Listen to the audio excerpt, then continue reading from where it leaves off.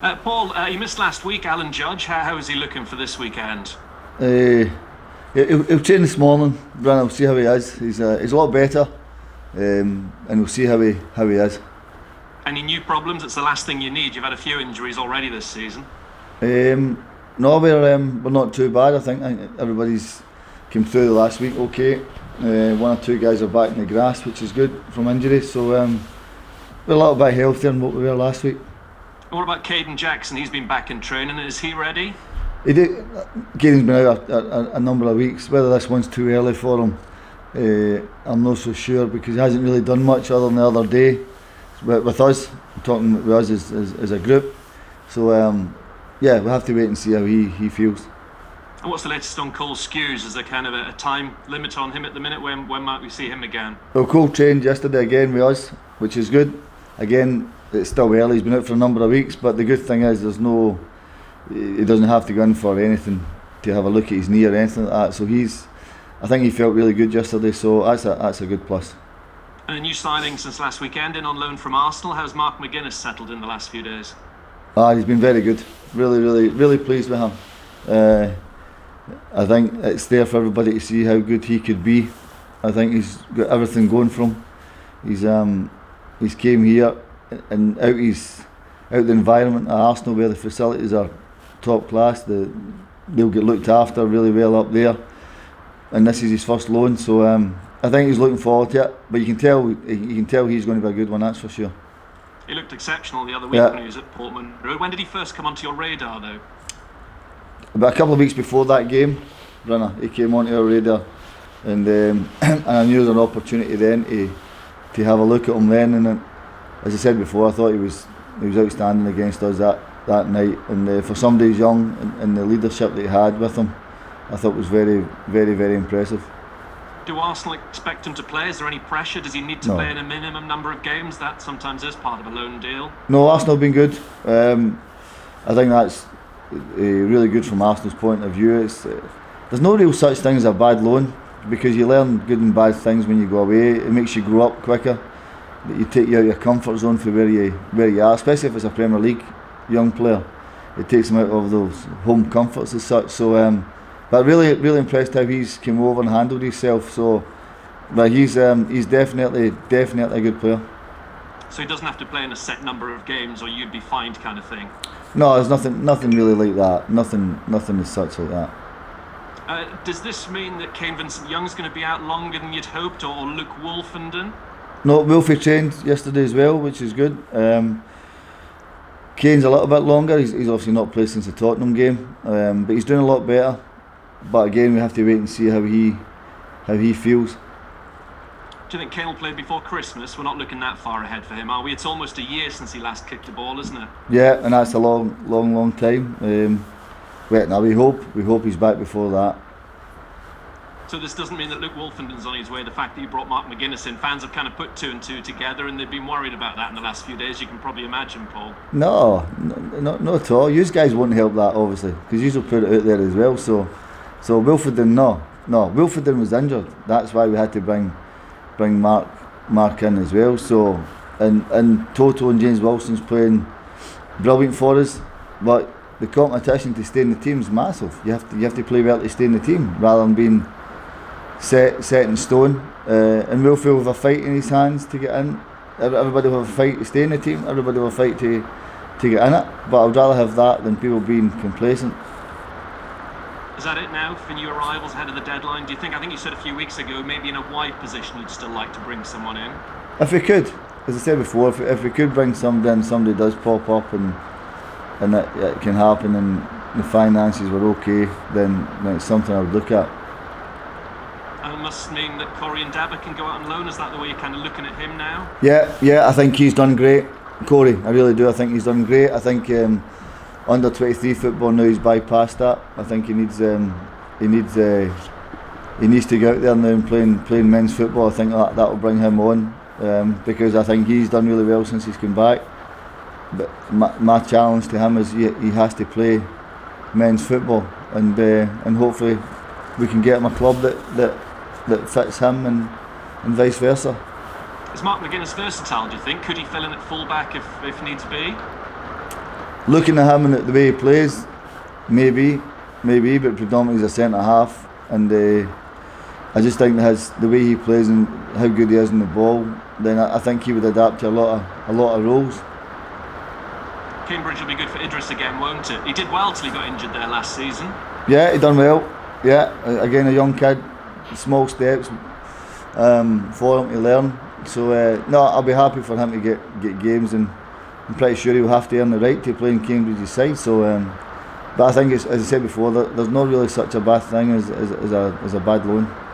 And what do you make of this week's decision to kind of delay the return of supporters?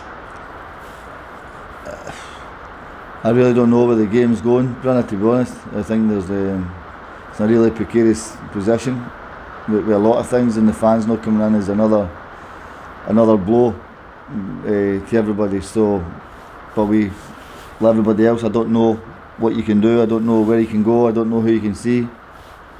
It's a really, really dangerous position, I think. Does the plight of other clubs worry you?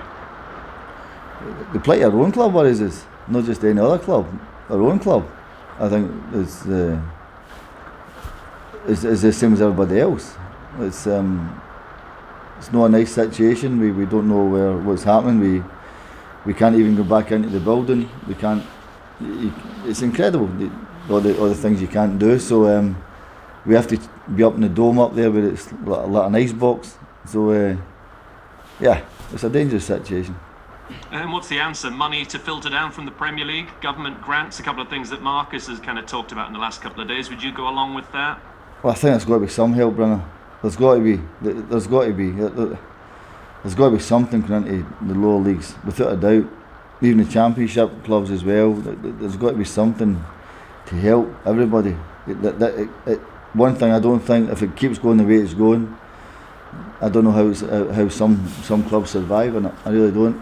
And there's got to be some sort of help, I really do. And if we look at this game against Rochdale, how dangerous is this? Because pretty much everyone will be expecting your boys to win this, Paul. You've won, you've played well of late, and Rochdale obviously struggled last season. They've lost a few of their better players in the summer. It's a tough game, but it's a tough game for Rochdale. And but if we play the way we have been playing and keep that momentum up, then hopefully we can get a good result.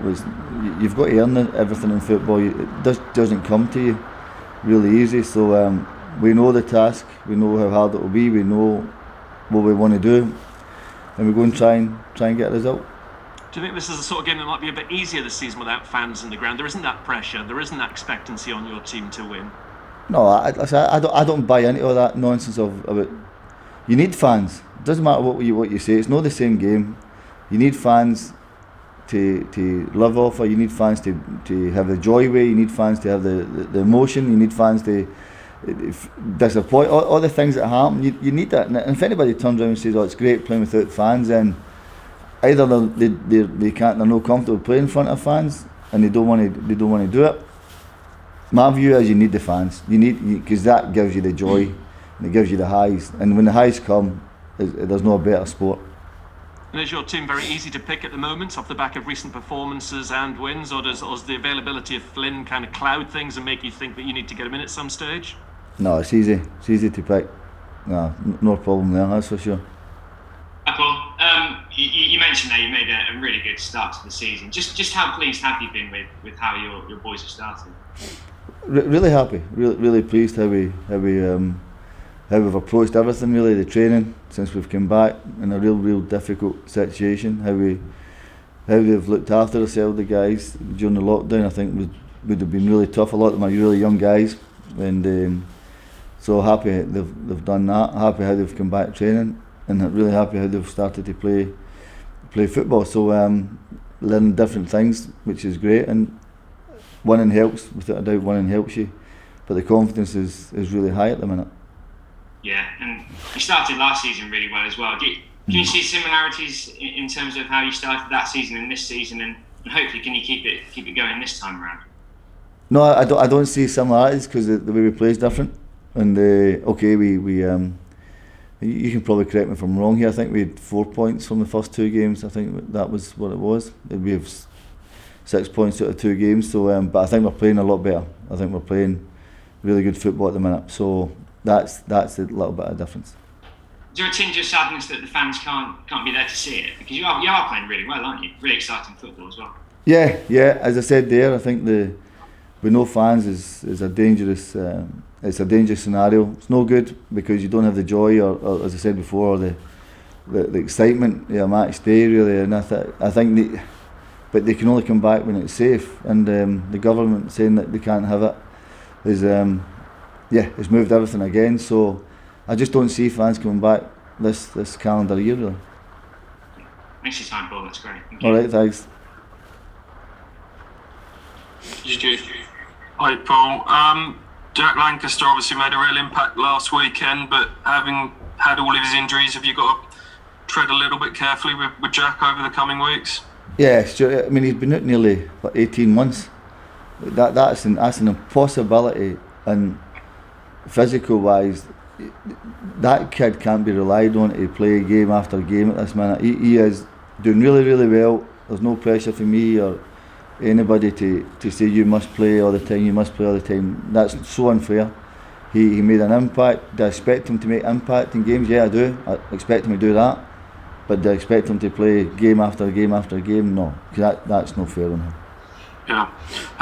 Flynn Downs has obviously come back into the fold and are you really pleased with his reaction? Because his two performances off the bench have been impressive of late. Is that the sort of reaction that you expected from him after everything that went on? I never expected anything different from him.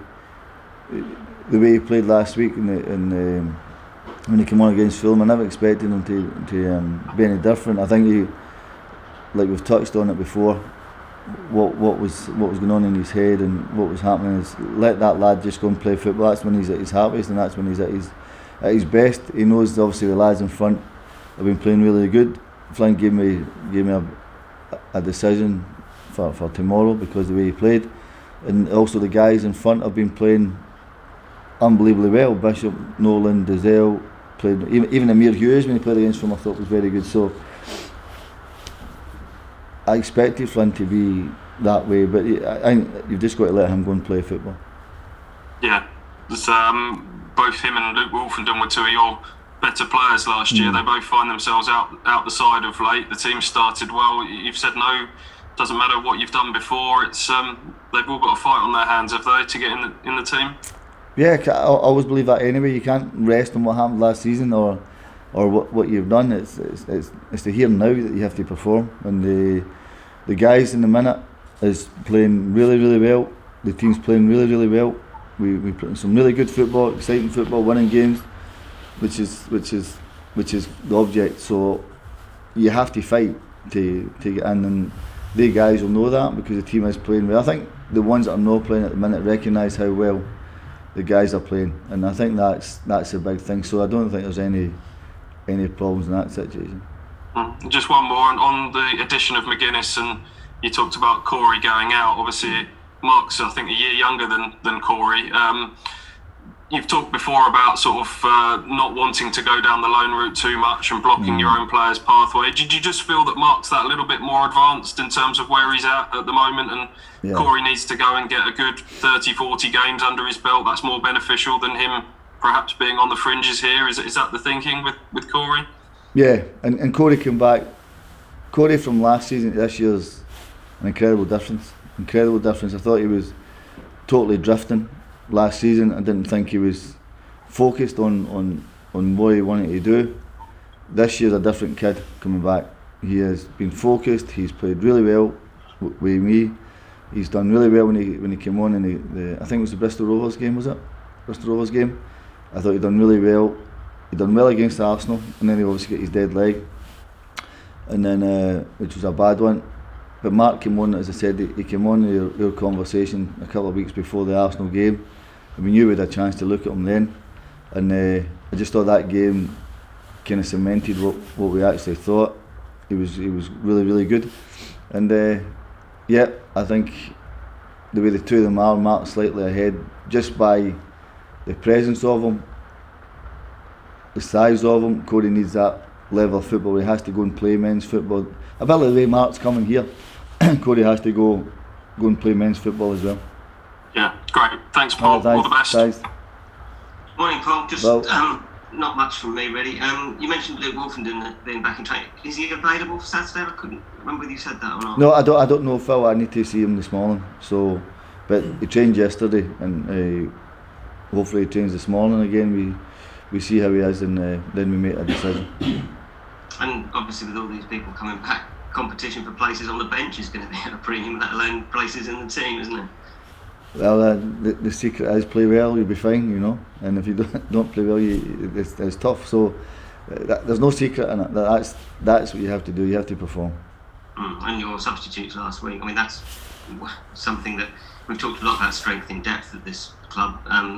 Your substitutes really made a huge impression last week, didn't they? Yeah, but I always think there's two ways to look at it. The guys that play the 60, 70 minutes, wear a team down, wear it and sustain it. The guys that come on give you the lift to maybe see it through. And the three of the guys that came on last week were excellent. So that's not to say the guys that never or came off never played a part. They did. They played a big part of wearing Bristol Rovers down. So yeah, we're in a good place at this moment.